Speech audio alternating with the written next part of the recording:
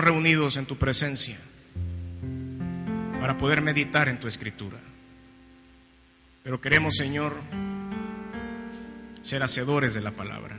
Que esta porción en la que vamos a meditar transforme vidas, transforme familias, transforme los núcleos de los hogares.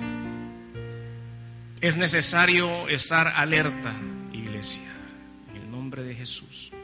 Es necesario estar alerta, cerrar las puertas, echar llave a las ventanas.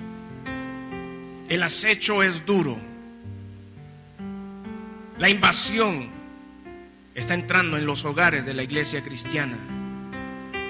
La invasión está entrando en los hogares de la sociedad de nuestro país. Y nadie está pendiente, Señor. Por eso esta mañana queremos pedirte que levantes nuestra atención espiritual, nuestro olfato, y podamos descubrir a dónde están las fisuras por donde el enemigo puede atacar a nuestra familia. Señor, permíteme con toda humildad poder llevar este mensaje tal y como tú lo has concebido. Reconozco que soy un simple ser humano que puede contaminar y echar a perder el mensaje divino. Por eso me pongo en tus manos, Espíritu de Dios, para que puedas guiarme en cada palabra, para que puedas enseñarme el camino, para poder plantear de la mejor forma este mensaje. Te pido que mis hermanos abran su corazón y que todos estemos en la disposición de entender qué nos quieres decir. Gracias te doy, Señor, en el nombre de Jesús. Amén. Hermano, quisiera que me acompañaran por favor al primer libro de Samuel, capítulo 27. Primer libro de Samuel, capítulo 27. Y en lo que usted llega ahí a su lectura, vamos a estar de los versículos del 1 al 3. En lo que usted llega por ahí, yo quisiera pedirle a la iglesia sus oraciones por nuestro pastor, hermano Lisandro Bojorquez, que está en algunos chequeos médicos en los Estados Unidos. Estemos orando por nuestro pastor para que todo salga bien y que él pueda encontrar el tratamiento adecuado a sus problemas físicos en este momento. Así que esperamos tenerlo pronto con nosotros una vez más. Agradezco a mis pastores la oportunidad también, hermano Héctor, el honor de estar aquí dirigiéndome a ustedes en esta oportunidad. Y vamos a empezar el mensaje de la palabra. Primera de Samuel, capítulo 27, versículos del 1 al 3, la palabra del Señor dice así. Dijo luego David en su corazón: al fin seré muerto algún día por la mano de Saúl. Nada, por tanto, me será mejor que fugarme a la tierra de los filisteos, para que Saúl no se ocupe de mí y no me ande buscando más por todo el territorio de Israel. Y así escaparé de su mano. Se levantó pues David, y con los 600 hombres que tenía consigo se pasó a Aquis, hijo de Maoc, rey de Gat. Y moró David con Aquis en Gat, y él y sus hombres, cada uno con su familia. David con sus 2 mujeres, Ahinoam, jezreelita, y Abigail, la que fue mujer de Nabal, el de Carmel. Vamos a poner los ojos sobre esta escena de la Escritura y vamos a volver a ella un poco más adelante. Sin embargo, vamos a iniciar esto con una realidad mundial, con algo que ha venido sucediendo y seguirá, supongo, así como ha sido la tendencia por los años, de lo que sigue sucediendo en el Medio Oriente. Voy a leer aquí algunos encabezados de las noticias para que nos vayamos ubicando más o menos en dónde está sucediendo esto. El 19º día de la ofensiva israelí destinada a frenar los tiros de cohetes palestinos contra el Estado hebreo. Unos testigos señalaron una rebaja de la intensidad de los ataques aéreos en Gaza y en el norte del territorio respecto a las noches anteriores. Otro comunicado de prensa dice: un palestino murió y 20 resultaron heridos en un ataque que destruyó una casa del barrio del Jeque Radwan en Gaza, afirmaron a AFP médicos y testigos. Otra nota de prensa: los blindados tiran contra los combatientes palestinos que replican con lanzacohetes. Se refleja un fuego nutrido de ametralladoras de los 2 lados. declaró por la noche un corresponsal de la AFP hablando desde Gaza, al norte de esta zona. Ningún balance de estos combates estaba disponible hasta el momento de esta nota. Otro más, el presidente de la Autoridad Palestina, Mahmoud Abbas, acusó el martes a Israel de querer aniquilar a la población de Gaza controlada por el movimiento islamista Hamas. Esta agresión es más feroz cada día, dijo en Ramallah el dirigente del Fatah. Al menos 70 palestinos perecieron el martes en la Franja de Gaza, donde han muerto al menos 975 palestinos y se registran 4.400 heridos desde el 27 de diciembre pasado, según el último balance ofrecido por el jefe de los servicios de urgencia en Gaza. Todas estas son las noticias comunes acerca de esta zona del Medio Oriente. Tenemos unas cuantas más. En el otro bando, 10 militares y 3 civiles israelíes murieron desde el 27 de diciembre. Por la tarde, la aviación israelí atacó el norte de la Franja de Gaza, matando al menos 8 palestinos, entre ellos 3 niños que jugaban en la calle en la zona norte de Jabalilla. Ajá, ¿y esto qué tiene que ver con el mensaje? ¿Por qué me está hablando usted de noticias así de muerte y de bombardeos? Pues resulta que esta Franja de Gaza, la que estamos viendo en conflicto, no es ajena a este tipo de situaciones. Ha venido pasando esto. La Franja de Gaza es una de las regiones más densamente pobladas del mundo. Tiene nada más 360 kilómetros cuadrados y en esos 360 kilómetros cuadrados viven 1,5 millones de palestinos. Las Naciones Unidas hizo algunos campos de refugio para los palestinos, hizo 8 de ellos y ahí viven la mayoría de ellos. La Franja de Gaza fue una provincia del mandato británico en Palestina allá por el año 1917. Ha estado en invasiones, han estado en guerras, han cambiado de ciudadanos quizás en algunas ocasiones a lo largo de la historia. Tras la partida de la ONU en el año 1947, cuando es fundado el Estado de Israel, este nuevo Estado tomó la Franja de Gaza como para sí mismo. Sin embargo, tras la guerra árabe-israelí hasta el año 48, vinieron otros de otro lugar, que eran los egipcios, aprovecharon la guerra entre los israelitas y los palestinos y se quedaron con la Franja de Gaza, ellos. Hasta que vino otra guerra en el año 67, en donde Israel vuelve a reconquistar la Franja de Gaza, 360 kilómetros cuadrados nada más. Imagínense toda esa guerra involucrada en ese pedacito de tierra. Así permaneció hasta el 94, cuando se firmaron los acuerdos de Oslo, en donde la nación palestina recibiría el 80% del territorio de esta porción de tierra. En ese momento, pues los israelíes no querían entregarlo hasta que pusieron algunos puntos de control en todo eso, hicieron muros, hicieron un montón de cosas y había nada más la zona que daba al mar, porque esta parte de la tierra da hacia el mar Mediterráneo. Solo la costa era lo único que no estaba cercado. De ahí los israelíes tenían el control completo de la zona, sus entradas y sus salidas. Y esa guerra vive hasta hoy. Me vuelven a hacer la pregunta, ¿y eso qué tiene que ver con la palabra de Dios? Pues mucho. ¿Saben ustedes bíblicamente cuál era el pueblo de Gaza? Eran los filipenses. Ahora sí nos cae el 25, como dicen por ahí. Los filipenses, que tanto hemos visto mencionar en la Escritura, vivían en esa misma zona de la Franja de Gaza. Ahora, por supuesto, son los palestinos los que habitan esa zona. Sin embargo, son descendientes también de los filisteos. En esa época, o más bien, ¿desde cuándo habitan en esa zona?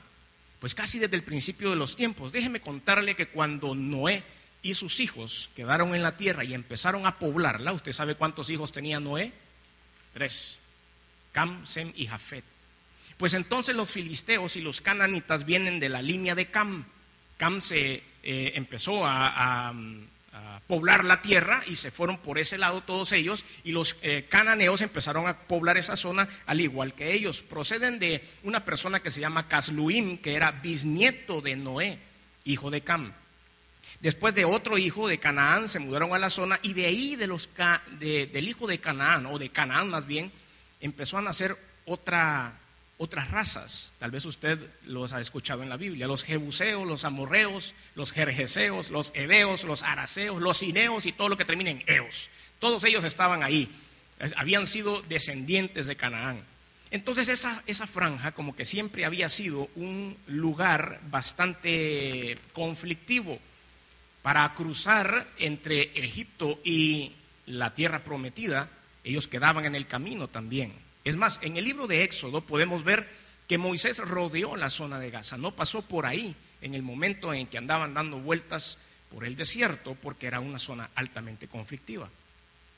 Algo que hacían los filisteos muy bien en esa época trabajaban el hierro.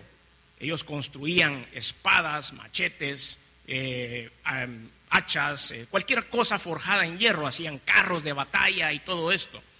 Por eso ellos tenían mucho poder en esa época. Los israelitas, por otra parte, no tenían la industria del hierro. Entonces ellos, cuando necesitaban herramientas, tenían que ir a platicar con los filisteos y esperar que ellos les proveyeran el hierro o las herramientas necesarias. Por lo tanto, cuando estaban en guerra, cerraban el comercio y los israelitas quedaban en desventaja, porque tenían un montón de espadas viejas y mohosas que no tenían ni siquiera filo. No podían combatir con eso. Por supuesto, no habían carros tampoco para poder combatir. Los filisteos entonces se morían de la risa de ellos. Ellos se enfrentaron muchas veces. Imagínese usted que los filisteos existieron desde el mismo Noé. Cuando Abraham empezó a hacerle fiel a Dios, empezó a escuchar la palabra de Dios y empezó a caminar hasta la tierra prometida, pasó por ahí también e hizo algún trato con los filisteos. Usted podrá recordar una vez una escena cuando Abraham entra a un pueblo y le dice a Sara: no digas que sos mi esposa porque sos muy bonita y vaya a ser que te maten, o más bien va a ser que me maten para quedarte contigo. Y entonces el rey de ese lugar se fijó en Sara y quiso algo con ella. Pero en el momento alguien llegó con la noticia de que era casada y era la esposa de Abraham. Entonces el rey se enojó. El rey era Abimelec, rey de los filisteos. Después, 2, 3, 4 capítulos más adelante en la Escritura, volvemos a encontrar otra historia similar, pero en este caso fue el hijo de Abraham que había llegado ahí también. Isaac hizo lo mismo con su esposa. Cuando él entró a esa tierra, hizo lo mismo, ocultó que era casado con ella, y el rey de esa tierra también quería algo con la esposa de Isaac. Y entonces la mandó a llamar.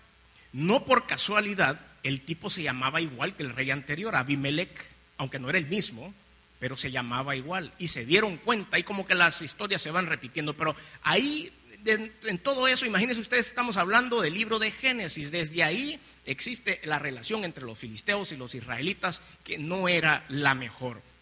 Encontramos también más adelante, digamos en el capítulo 10 del libro de los Jueces, podemos ver cómo los filisteos oprimieron al pueblo de Israel por 18 años.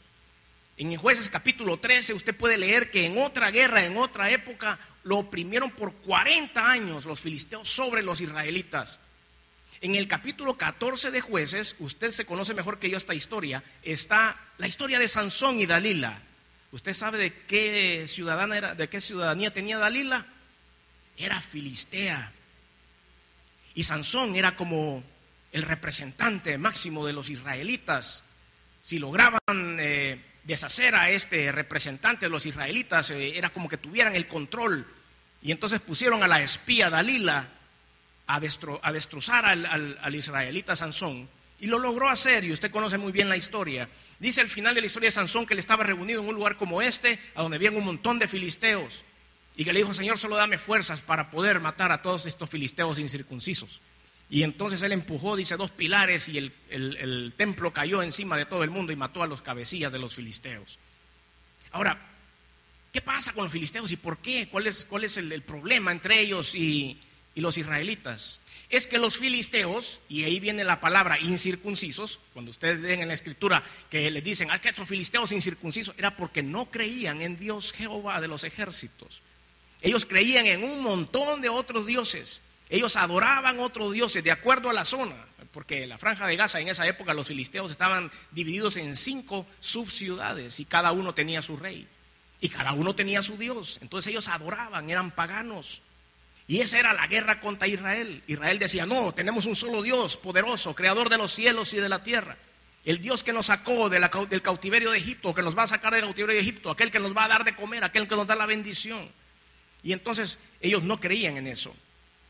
Después, un poco más adelante, en primero libro de Samuel capítulo 4, encontramos otra guerra contra los filisteos en el capítulo 4. ¿A dónde qué pierde Israel también. Los filisteos tenían hegemonía sobre ellos. Se iban a la final en la hexagonal ahí de la zona y le daban duro también, pastor. Le metían una goleada 4-0 siempre. Hasta en fútbol le daban, hermanos. Sí, qué problema. En 1 Samuel capítulo 5, los invaden. Y no solo eso, sino que les roban el arca del pacto. El arca del pacto era la presencia de Dios. Era lo más importante para los israelitas. Y los filisteos se la robaron. Esto, como esto es lo que más les duele, esto es lo que les vamos a quitar. Y se lo llevaron para su ciudad. ¿Y a dónde la guardamos? ¿Y a dónde la guardamos? Y ellos tenían un templo porque ellos adoraban a un dios que se llamaba Dagón. Era una estatua, una imagen. Y entonces pongámoslo para mientras ahí a la par del dios Dagón. Ahí guardemos el arca para que los israelitas no vengan por ella. Y tomaron el arca y la pusieron ahí. Al día siguiente encontraron al dios Dagón con la cabeza en el piso, enfrente del arca. ¿Qué le pasó? ¿Quién votó a Dagón, el dios? Levántenlo, pónganlo otra vez. Y lo pusieron otra vez derechito, así enfrente. Ahí se quedó la imagen. Se fueron. Y en la mañana siguiente encontraron al dios Dagón otra vez, boca abajo, delante del arca del pacto. Pero ahora estaba sin brazos y sin piernas. Solo el tronco encontraron. ¿Y aquí qué pasó? Y lo levantaron otra vez y llamaron al alfarero, llamaron al carpintero para que arreglaran la imagen. Era ahí donde el Señor estaba manifestando su poder, pero no a través de hacer las cosas mal, sino a través del poder absoluto de Dios. Algo estaban haciendo mal los israelitas en ese momento, porque los filisteos tenían su pie puesto sobre él. Y después tenemos, por supuesto, otra de las clásicas de la Biblia, David y Goliat. ¿De dónde era Goliat? Era filisteo también, otra guerra.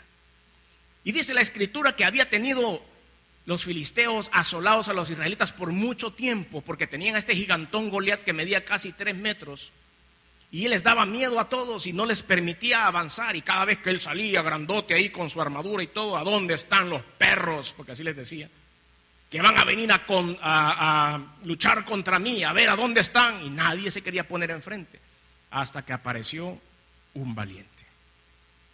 Y es aquí donde empieza a dar vuelta la historia. Y es aquí donde empezamos nosotros a ver cambios en toda esta tendencia. Si nosotros sacamos una estadística, vemos que hasta este momento Israel llevaba la de perder contra los filisteos. Nunca le había podido ganar un partido, siempre iban perdiendo. Pero en este momento la cosa empieza a cambiar. ¿Qué marcó la diferencia? ¿Qué marcó el momento en que Israel empezó a caminar? Lo marcó la decisión de David de seguir netamente a su Dios. Si ustedes leen los reyes que habían, bueno, estábamos en el libro Jueces, no habían reyes, pero después los reyes adelante del rey David empezaron, dice, a hacer las cosas que no le gustaban a Dios. Cuando usted lee el libro de los reyes o el libro de crónicas, usted dice, y este rey no hizo las cosas agradables delante de la presencia de Dios, y entonces Dios lo sacó. Y seguían perdiendo los israelitas. Pero en el momento en que nosotros hacemos las cosas de acuerdo a los planes de Dios para nuestra vida, las cosas empezarán a salir bien. Por eso en esta oportunidad yo quiero hablarles bajo el tema, ¿quién está a cargo de tu casa? ¿Quién está guiando tu casa? ¿Quién está guiando tu familia? ¿Quién está guiando a tus hijos? ¿Quién está pendiente de que las cosas se hagan bien de acuerdo a la voluntad de Dios? Hemos permitido que algunas doctrinas diferentes a las doctrinas de Cristo entren a nuestro hogar. Hemos permitido que Dagón, el dios del mundo, pueda entrar a nuestra casa y nosotros hemos quitado la atención de lo que estamos haciendo. ¿Se ha preguntado usted en algunas ocasiones por qué me pasa lo que me pasa? ¿Por qué nunca salgo de esta situación? ¿Se ha preguntado usted eso? Pero si yo voy a la iglesia, si yo hago esto, yo hago lo otro, sí, está bien. Pero ¿hacia dónde está su mirada? ¿Hacia dónde estamos viendo? Los israelitas seguían siendo israelitas. Los israelitas seguían creyendo en Jehová, Dios de los ejércitos, que les había dado muchas batallas. Pero ¿estaban realmente pensando y viendo a Jehová de los ejércitos o solo era el nombre? Entonces yo quiero que este día, guiado por el Espíritu Santo, hagamos una reflexión y veamos la seguridad de nuestra casa. Un poco más adelante podemos encontrar en la Escritura 2 situaciones. Ya quiero que se ubique usted mentalmente en el tiempo de David y Saúl. Saúl fue el primer rey de Israel, el cual el mismo pueblo había pedido. Pero usted ya sabe la historia también. Saúl no fue el mejor rey. Solo fue el arranque. En los primeros meses o en los primeros años de su reinado, él fue un excelente rey. Y las cosas le empezaron a salir bien. Y empezó a ganarle a los filisteos. Pero después se alejó de la palabra de Dios. Empezó a hacer algunas cosas, él con su soberbia y su autosuficiencia, que lo alejaron de Dios hasta que Dios lo descalificó. Y Dios dice, bueno, vamos a tener que poner otro rey por ahí. Y entonces sacó a David para que le sucediera a Saúl. Por supuesto, eso no le gustó a Saúl, entonces empezaron a haber rencillas entre ellos. Y en la escritura, en 1 Samuel, podemos encontrar dos momentos culminantes. Cuando David tuvo la oportunidad de matar a Saúl, una de ellas fue en una cueva. Saúl, pues, tuvo que ir al baño, ¿verdad? Y en ese tiempo no habían, así como que baños públicos a dónde ir, entonces uno entraba a una cueva. Y entonces Saúl entró a una cueva, justo la cueva donde estaba escondido David en ese momento. Y lo tuvo ahí, y lo vio de espaldas. Y lo vio en una de las posiciones más vergonzosas que tiene el ser humano. Ahí lo vio agachadito, mire, y él estuvo atrás. Ay, Señor. Y le decía a uno de sus amigos, ¿qué pasó? Dale, ¿le das tú o le doy yo? ¿Quién le va a dar? Mira, pero si está ahí, mira, no va a poder hacer nada, no va a poder ni salir corriendo porque está sin ropa ni nada. Dale. Y él dijo, no, yo no voy a poner las manos sobre el ungido de Jehová. Y así fue, lo dejó ir. Solo cortó, dice, un pedacito del manto.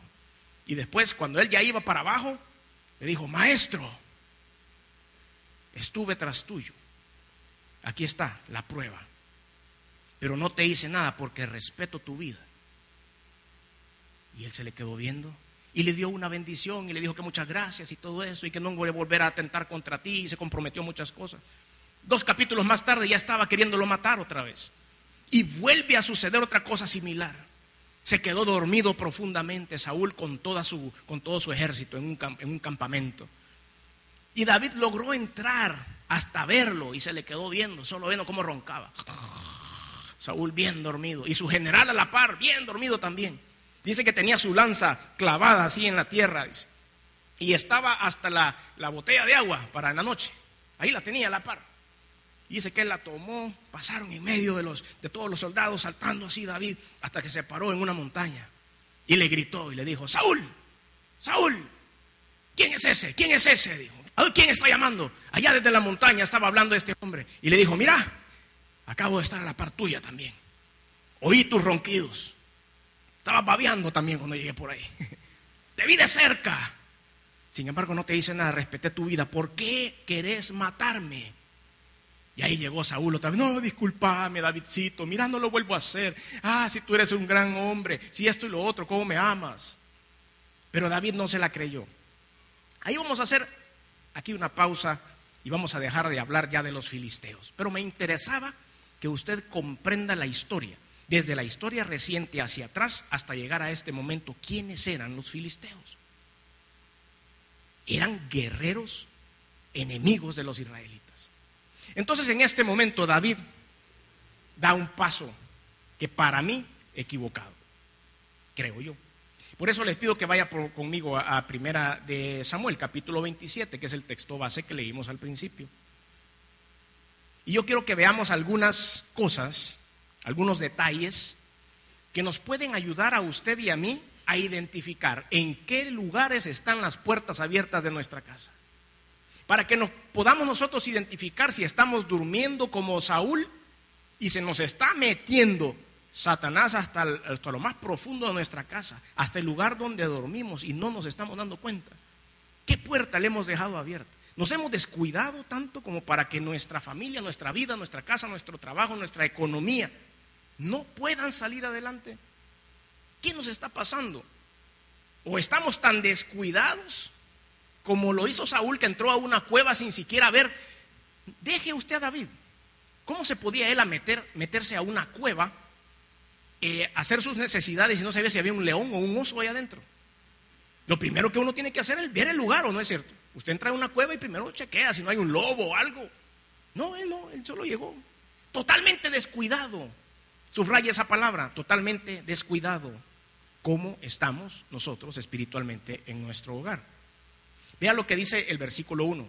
Dijo luego a David en su corazón. Empecemos por esa frase. Dijo luego David en su corazón. ¿Qué quiere decir eso? Quiere decir que era su deseo. Quiere decir que era una plática entre él y él. Quiere decir que esto es lo que él pensó. Se le ocurrió. Le dio una idea. Al fin seré muerto algún día por la mano de Saúl. Nada, por tanto, me será mejor que fugarme a la tierra de ¿quién? Vaya, después de todo lo que hemos hablado, dígame usted, por favor, ¿era una buena idea? ¿Era una buena idea irse a los filisteos? Por supuesto que no. Ahora, porque Saúl no se ocupe de mí y no me ande buscando más por todo el territorio de Israel y así escaparé de su mano. Pregunto, ¿iba bajo la voluntad de Dios David hacia los filisteos? ¿Le había preguntado en algún momento, Señor, tengo que tomar este camino, tengo que tomar esta decisión en mi vida? No, hasta ese momento no lo registra. Dice él que pensó dentro de su ser. Dice él que él se le ocurrió que iba a estar mejor donde los filisteos, que mejor quedarse y seguir siendo obediente a Dios. Versículo 2, se levantó pues David, mire lo que dice ahí, con los 600 hombres que tenía consigo, a Aquis, hijo de Moac, rey de Gat. Gat era una de las 5 ciudades de los filisteos. Pero David no se fue solo. Dice la escritura que se llevó a 600 de sus mejores soldados. Un poco más adelante dice que se fueron esos 600 con sus familias. Y dice la Biblia, que leímos como texto base, que David se llevó a sus mujeres y a sus hijos. ¿Qué quiere decir eso? Quiere decir que una pequeña decisión sin ser consultada con Dios arrastra a toda nuestra familia. Quiere decir que nuestras decisiones, si no están alineadas a los planes de Dios, van a arrastrar a nuestras esposas, esposos e hijos, nietos, amigos y todos los que estén a su alrededor. Quiere decir que si yo voy a dar un paso en firme, tiene que estar avalado por el Señor, porque de mi decisión dependen muchas cosas espirituales para mi familia. Puede ser que usted haya sido exitoso o exitosa en los negocios, en sus empresas, y que usted tenga mucha capacidad, mucho don para su trabajo. Pero esto no habla acerca del trabajo. Usted me va a decir ahorita, sí, no, mira, no, nos ha ido bien, gracias a Dios, tenemos provisión y tenemos todo, sí. Ok, perfecto, gloria a Dios. Dejemos eso a un ladito. ¿Cómo está la parte espiritual de su casa? ¿Cómo está la parte espiritual de sus hijos? ¿Qué se siente cuando usted entra a su hogar? ¿Cómo está? ¿Qué está pasando? ¿Siente usted paz? ¿O siente olores raros de repente en su casa? ¿O siente cosas raras? ¿Siente presencia? ¿Se despierta a medianoche? ¿No tiene un sueño profundo? ¿Sus hijos están en rebeldía? ¿Qué está sucediendo? ¿Hacia dónde estamos viendo? Esa es la pregunta, ese es el mensaje central. Y vamos a aprender acerca de estos dos personajes de la Escritura, lo que debemos y no debemos hacer. En el versículo 4 de este capítulo 27, dice, y vino a Saúl la nueva de que David había huido a Gat. ¿Y qué dice la siguiente respuesta? Y no lo buscó más. ¿Qué quiere decir eso? El problema se quitó. El problema inmediato se apagó. Yo veo una referencia aquí al pecado. Dice alguien por ahí, es que cuando empecé a ir a la iglesia, las cosas me empezaron a salir mal. La primera vez que yo fui a la iglesia, todo estaba bien, pero una vez me empecé a meter con el Señor, todo como que empezó a salir mal. Cada vez que usted viene a la iglesia, usted le hace guerra a Satanás. Cada vez que usted viene aquí, desafía el reino de las tinieblas. Cada vez que usted se expone a adoración a Dios, cada vez que usted le canta al Señor, cada vez que usted lee una porción de la Escritura, está en una guerra abierta sobre el reino de las tinieblas. Y eso no le gusta a Él.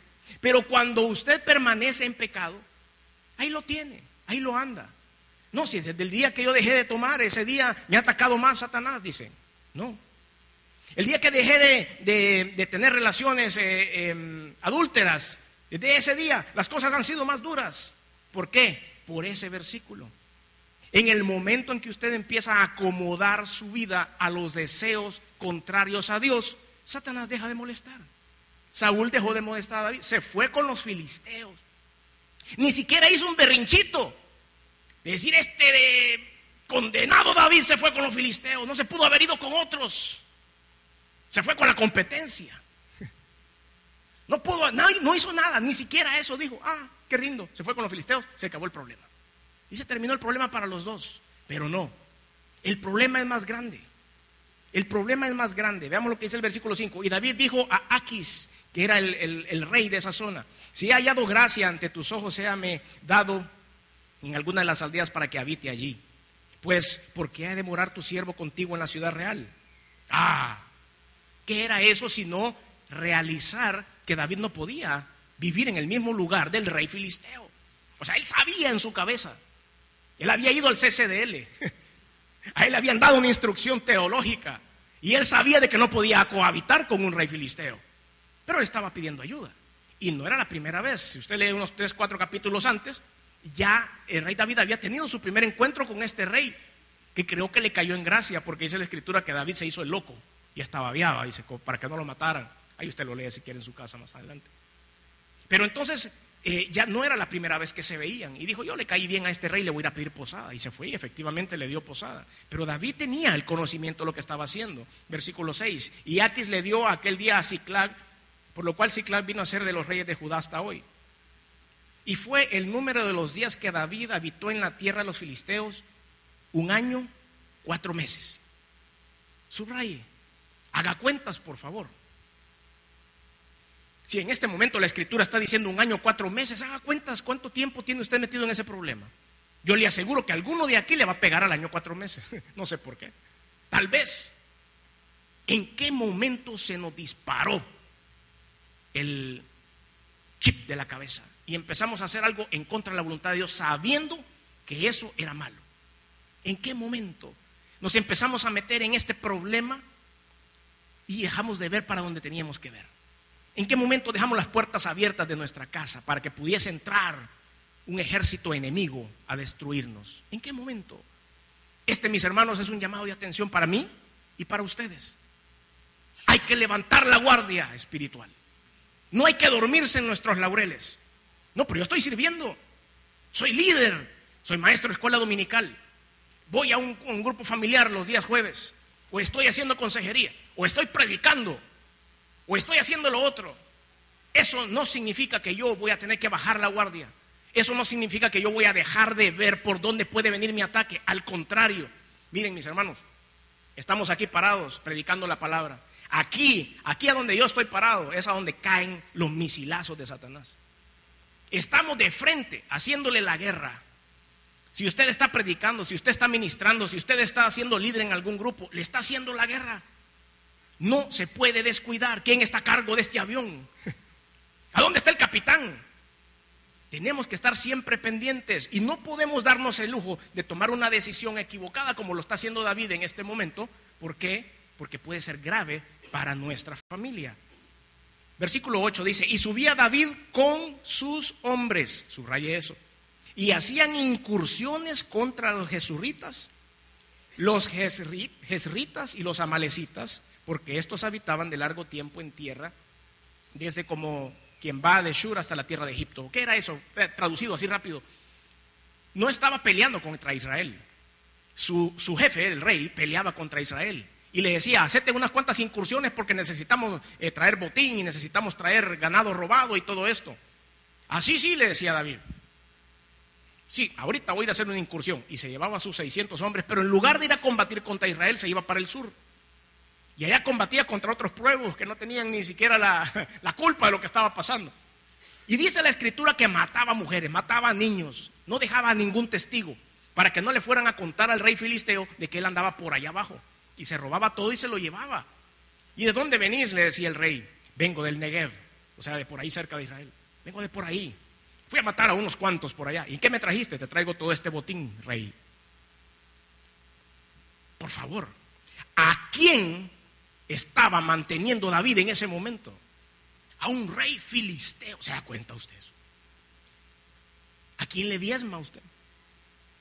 Dejemos de referirnos al diezmo como la ofrenda que le damos al Señor en obediencia.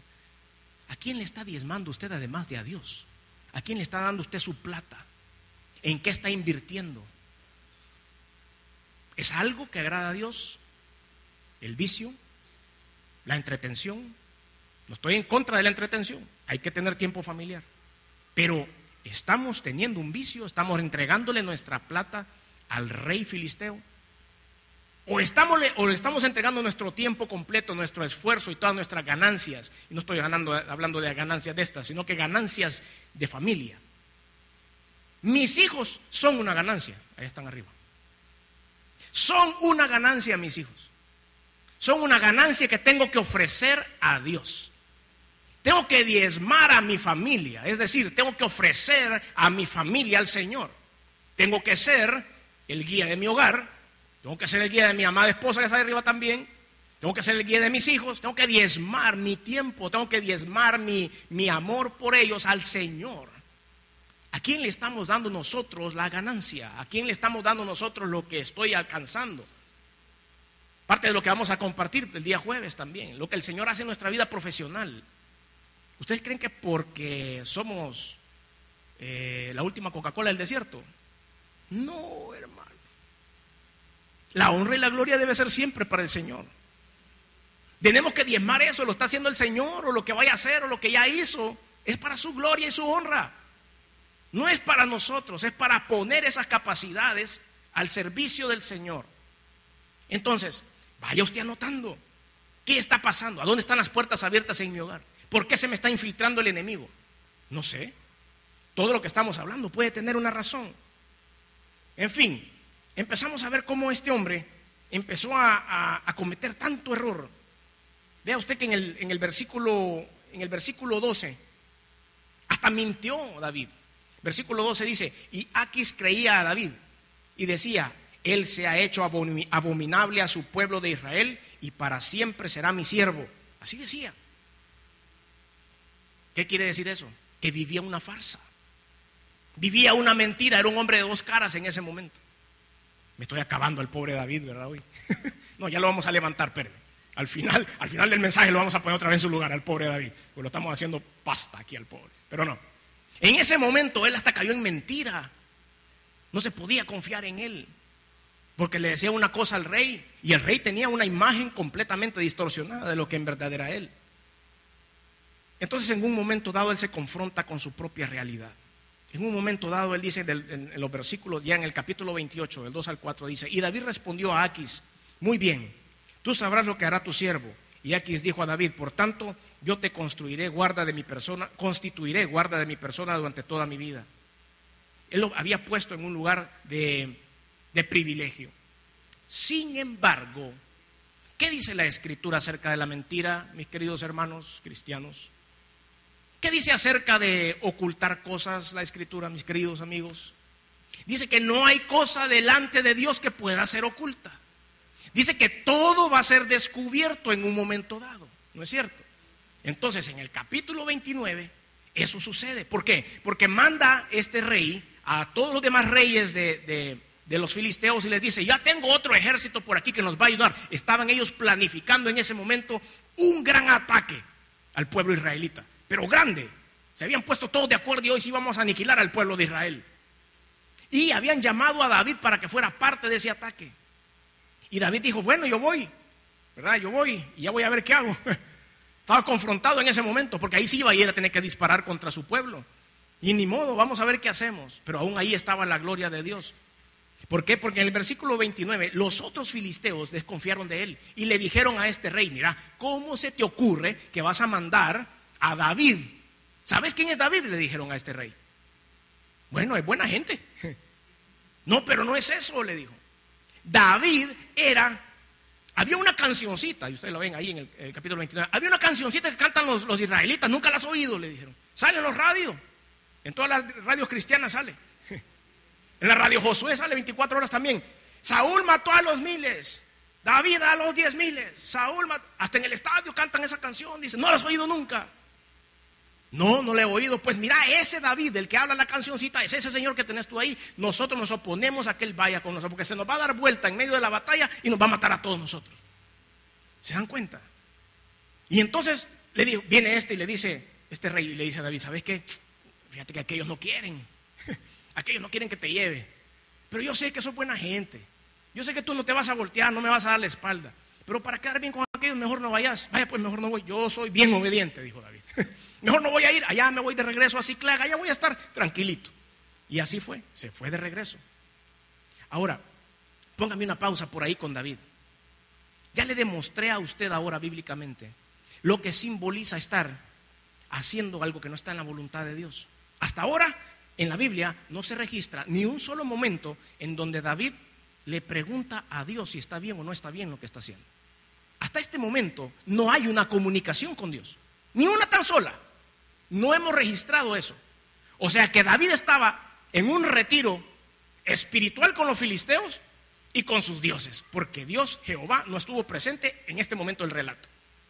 Póngame una pausa ahí, en la película de David, y quítele la pausa en la película de Saúl. Vamos a ver qué está pasando con Saúl en este momento. ¿Qué está sucediendo con el pueblo de Israel? David no está siguiendo los planes de Dios con el pueblo de Israel. ¿Qué está haciendo Saúl? Saúl tampoco. Váyase conmigo un poquito más atrás, siempre en el capítulo 28. Vamos a empezar a ver desde el 3 en adelante. Versículo 3 en adelante. Dice, ya Samuel había muerto. Subraye eso. Ya Samuel había muerto. ¿Por qué voy a empezar con esa frase? Porque Saúl había sido ungido ¿por quién? Por Samuel. ¿Quién era el profeta de Dios para Israel en ese momento? Samuel. ¿Quién era el que lo ponía en su lugar a Saúl? Samuel. ¿Quién era el que lo regañaba? Samuel. ¿Quién era el que le daba copia de lo que tenía y no tenía que hacer? Samuel. Y Samuel se murió. ¿Qué pasó con Saúl? Se desmoronó. Saúl no tuvo más comunicación con su Señor. ¿Por qué? Porque no sabía cómo. Siempre le iba a preguntar a Samuel. ¿Y qué dice Dios vos? Mira, anda a preguntarle a Dios y me decís. Nunca ejercitó un verdadero contacto con su Señor. Por eso en que empezó a tomar decisiones alocadas hasta que venía Samuel y le decía, está mal lo que estás haciendo. Veamos lo que sigue diciendo este versículo. Y todo Israel lo había lamentado y le habían sepultado en Ramá su ciudad. Y Saúl había arrojado, quiero que subraye eso, había arrojado de la tierra a los encantadores, o sea, a los magos, a los adivinos. Se juntaron pues los filisteos y vinieron y acamparon en Sunem, y Saúl junto a todo Israel acamparon en Gilboa. Se estaba configurando la batalla, iba a ser grande esa batalla. Ya le habían avisado a Saúl, y Saúl había mandado a traer a todos sus soldados y los había puesto, y los de allá por allá estaban los filisteos, y ellos desde arriba viendo a los filisteos. Y entonces vea lo que dice el versículo 5. Y cuando vio Saúl el campamento de los filisteos, ¿qué dice ahí? Tuvo miedo.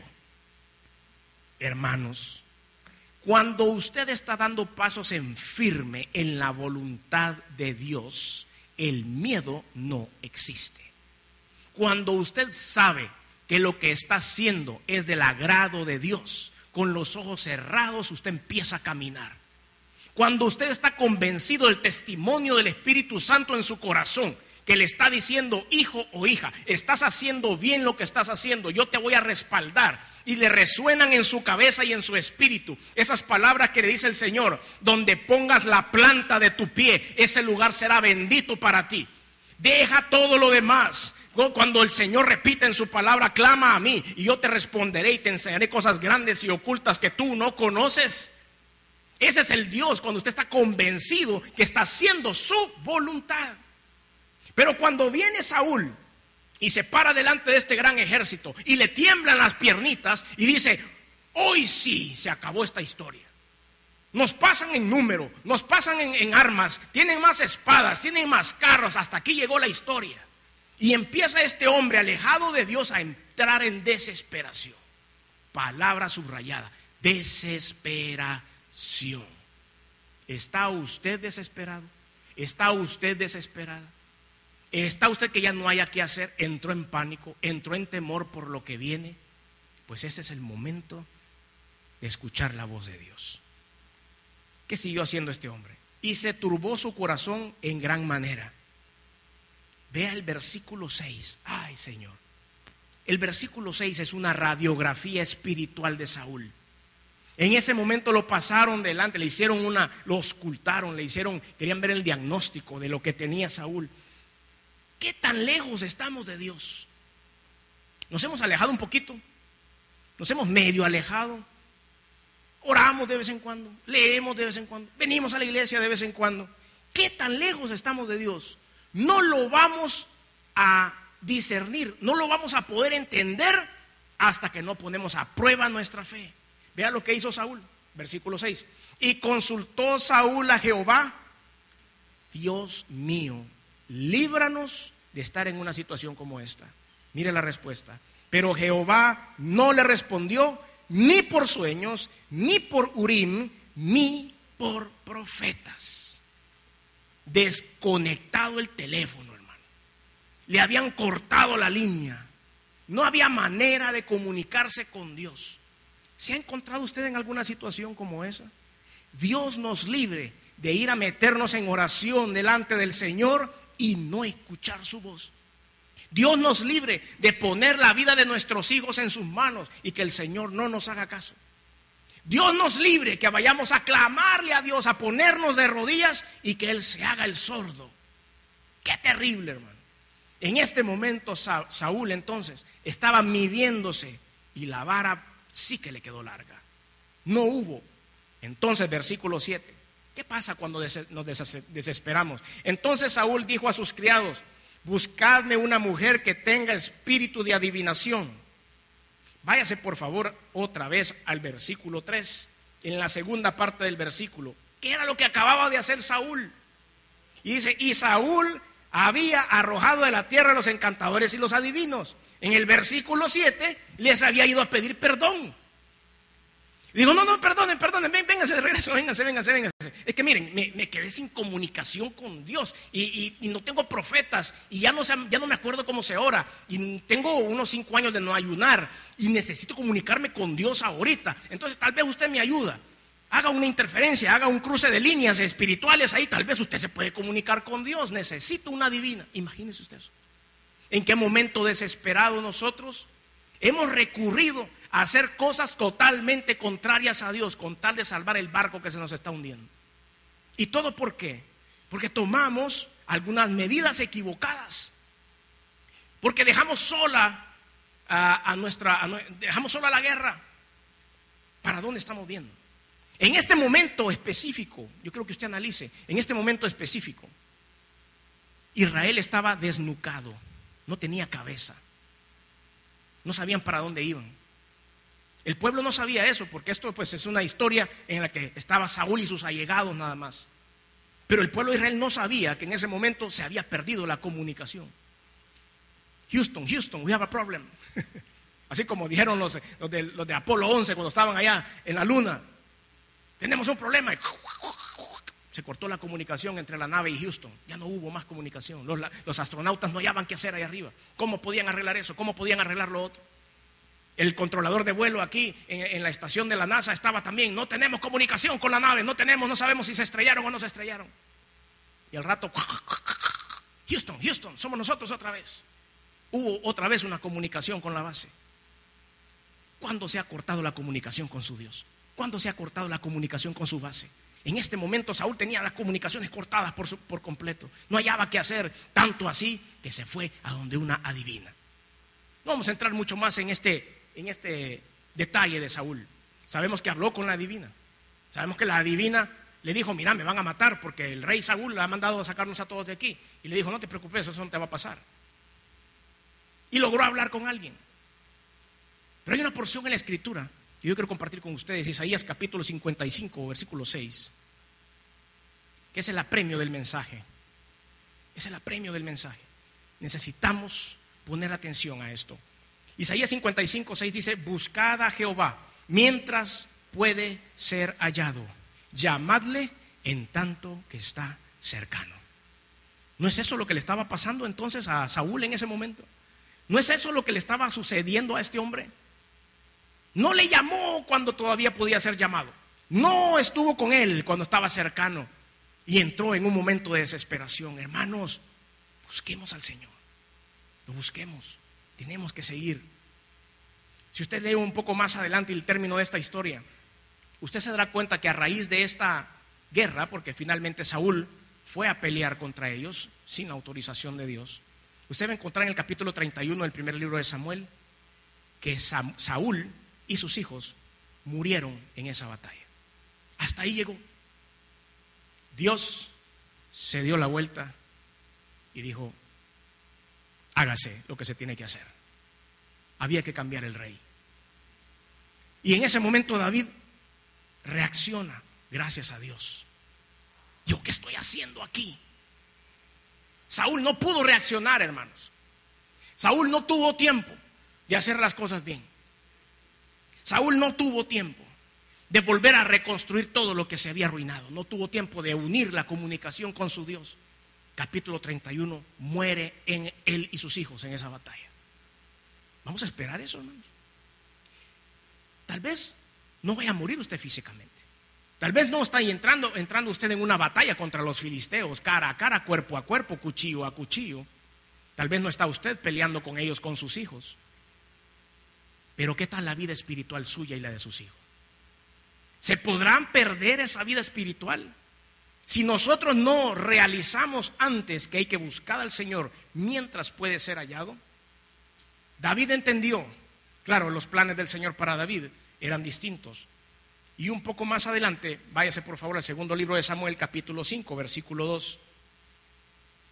En ese momento de la historia, y con eso vamos terminando, en ese momento de la historia, el rey David ya había realizado que él tenía que regresar a su pueblo Israel. Y empezó a combatir a nombre del pueblo de Israel. Ya estaba ahí, ya había hecho algunas otras incursiones, se había perdonado, había buscado al Señor. Y entonces en el capítulo 5, versículo 2 dice: y aún antes de ahora, cuando Saúl reinaba sobre nosotros, eras tú quien sacabas a Israel a la guerra y lo volvías a traer. Además Jehová te ha dicho: tú apacentarás a mi pueblo Israel y tú serás príncipe sobre Israel. En el momento en que este hombre vuelve a levantar su conexión con Dios, Dios lo volvió a levantar y lo hizo rey de Israel. Y en ese momento esas palabras fueron dichas por el pueblo hacia su nuevo rey. En ese momento él lo estaban subiendo al trono. E inmediatamente después que él estaba en el trono, se viene otra batalla contra los filisteos. ¿Qué tal esos filisteos? Siempre lo mismo. Y se volvieron a rearmar. Y como ya habían matado a Saúl, dijo: vamos a darle a estos israelitas de una vez por todas. Y empiezan a armar esto. Versículo 17, siempre del capítulo 5. Mire esta palabra: oyendo los filisteos que David había sido ungido por rey sobre Israel, subieron todos los filisteos para buscar a David. Y cuando David lo oyó, descendió a la fortaleza. Y vinieron los filisteos y se extendieron por el valle de Refaim. Entonces consultó David a Jehová diciendo: iré contra los filisteos y los entregarás en mi mano. Y Jehová respondió a David: ve, porque ciertamente entregaré a los filisteos en tu mano. Este hombre aprendió la lección, ¿sí o no? Dijo: me fui a dar una vuelta por el mundo. Fui a hacer un montón de tonterías, arrastré 600 hombres y sus familias, además de mi familia, para ir a entregarle diezmos a un rey extraño. No lo voy a volver a hacer. Fui ungido rey de mi casa. Fui ungido rey de mi familia. Fui ungido rey de mis hijos. Por lo tanto, antes de meterme a pelear, voy a ir a consultar a Dios. ¿Y cuál fue la respuesta de este Dios maravilloso? Éntrele con todo, mi hijo David, porque yo voy a ir contigo, y entregale a los filisteos en tus manos. ¿Quiere tener usted los filisteos en sus manos? ¿Quiere que usted y yo hagamos un ejercicio y consultemos a Jehová a ver si todavía lo podemos encontrar? Hermana, si a usted le está tocando sola llevar su matrimonio, si a usted le está tocando sola criar a sus hijos, porque desgraciadamente su rey se fue, porque desgraciadamente nunca hubo rey, en este momento usted también va a ir delante de la presencia de Dios. Y el Señor la va a ungir como reina de su casa. ¿Hacia dónde estamos viendo? ¿Estamos descuidados, hermanos? Hemos dejado la retaguardia descuidada. Se nos ha metido algún demonio por ahí. Se nos ha metido algún filisteo en nuestra casa. Hoy lo vamos a sacar. ¿Quién quiere hacer eso conmigo? Hoy lo vamos a sacar. Hoy vamos a levantar la barrera sobre nuestro hogar. Hoy vamos a cerrar las puertas de nuestra casa. Hoy vamos a cerrar las ventanas de nuestra casa. Hoy estamos dispuestos a ir a la guerra contra los filisteos sin temor. Porque Dios está con nosotros, porque Dios los ha entregado en nuestras manos y vamos a alcanzar la meta. Dime un gran amén si está de acuerdo conmigo. Y vamos a orar. Señor, gracias, Padre. La gloria sea para tu nombre, mi Rey. Agradecemos tu bondad y agradecemos tu misericordia. Señor, está la línea abierta en este momento. Estamos aquí para hablar contigo, Señor. Estamos aquí para escuchar tu voz. Haz reflexionar a tu pueblo en este momento, Espíritu Santo.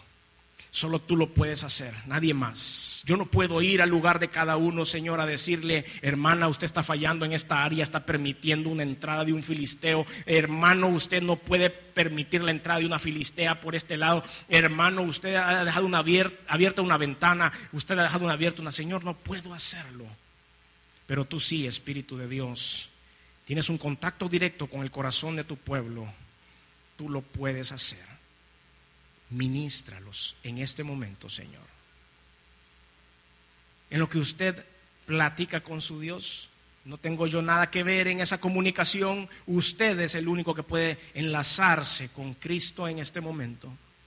Y en lo que usted platica e identifica las áreas abiertas, yo voy a apelar a todas aquellas personas que están aquí y que no le han abierto su corazón a Cristo, que sencillamente han ido peleando sus batallas contra los filisteos en sus propias fuerzas. Yo le invito a que usted se una al ejército de Jesucristo. Yo le invito a que usted se una al ejército del general del cielo, para que Él pueda darle a usted las herramientas, la estrategia, la fortaleza, la fe, la seguridad y la confianza para poder enfrentar a sus filisteos. Pero para que Dios pueda hacer eso en su vida, es necesario que usted le abra su corazón. Imposible para Dios poder manejar su vida si usted no le permite entrar. Es necesario que usted lo haga. Por eso, si usted está aquí esta mañana, ya tarde, y todavía no ha recibido a Cristo en su corazón, por pena, por temor, por desconfianza o por cualquier otro motivo, yo le invito, lo desafío a que deje eso a un lado. Hágalo a un lado.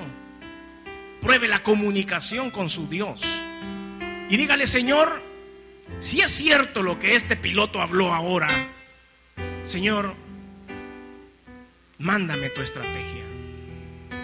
Pero el Espíritu de Dios debe estar sentado en su corazón para poder haber una conexión directa con Dios.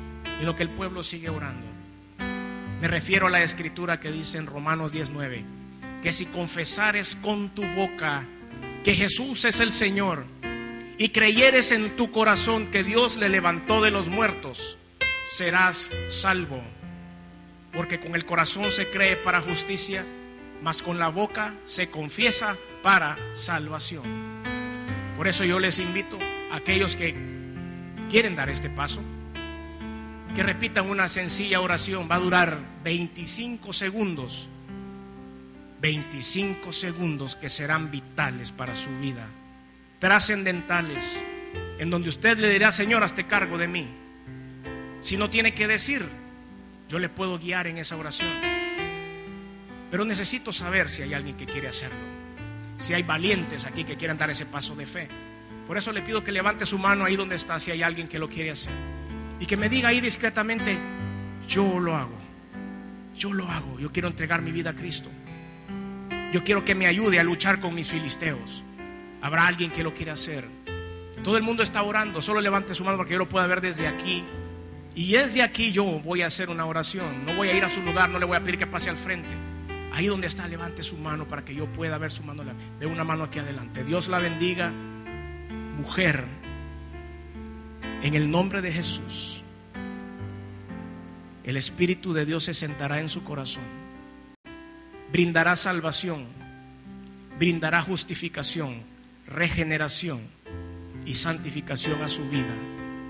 Por este paso de fe, Dios empezará a guiar su corazón. ¿Hay alguien más que quiere levantar su mano? Veo su mano levantada, hermana, aquí al frente. Para usted la dosis del Señor de bendición y de paz. Si ha perdido la paz, dice la Escritura, y la paz que sobrepasa todo entendimiento llenará vuestros corazones y vuestros cuerpos en Cristo Jesús. Descanse en su Dios. ¿Habrá alguien más que pueda levantar su mano? Veo otra mano levantada por allá atrás. Hermano, Dios lo bendiga, valiente del Señor. Prepárese porque usted será ascendido a general de Cristo. Prepárese porque usted empezará a llevar las batallas ahora, pero con la espada de Dios. ¿Habrá alguien más por allá atrás, aquí afuera? Alguien, veo su mano levantada, siervo de Dios. Vamos a combatir juntos, hermano, porque estamos en un mismo ejército, estamos en un mismo pueblo y nos va a guiar nuestro mismo Dios, el Señor Jehová de los ejércitos. ¿Habrá alguien más que quiere levantar su mano? Arriba, mi hermana, Dios la bendiga. Usted y su familia serán bendecidas siempre en el nombre de Jesús. Usted y sus simientes serán bendecidas. ¿Habrá alguien más arriba que quiera levantar su mano? Aquí abajo, atrás. Damos un minuto más, 30 segundos, un minuto más. Veo otra mano levantada ya.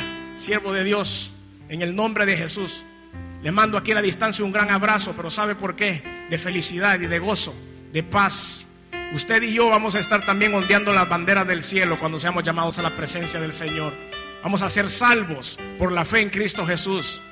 Y no solo eso, aprenderemos a compartir con Dios en medio de la batalla la mejor decisión de su vida. ¿Alguien más? ¿Alguien más? Una última persona. Veo su mano, hermana. Para la gloria del Señor. ¿Sabe usted lo que está pasando en el cielo en este momento? Dios está sacando su pluma y va a empezar a escribir su nombre letra por letra en un libro que se llama el libro de la vida del Cordero. Y en el momento en que Él nos llame a su presencia, su nombre va a ser pronunciado en los cielos. Y usted levantará su mano y dirá: aquí estoy, quiero entrar, Señor. Y usted va a tener una invitación para estar con su Dios. Pero a partir de hoy combatirá con Él a su lado. Hoy lo va a sentir a su lado. Siente el abrazo del Señor y la unción del Espíritu Santo sobre su vida.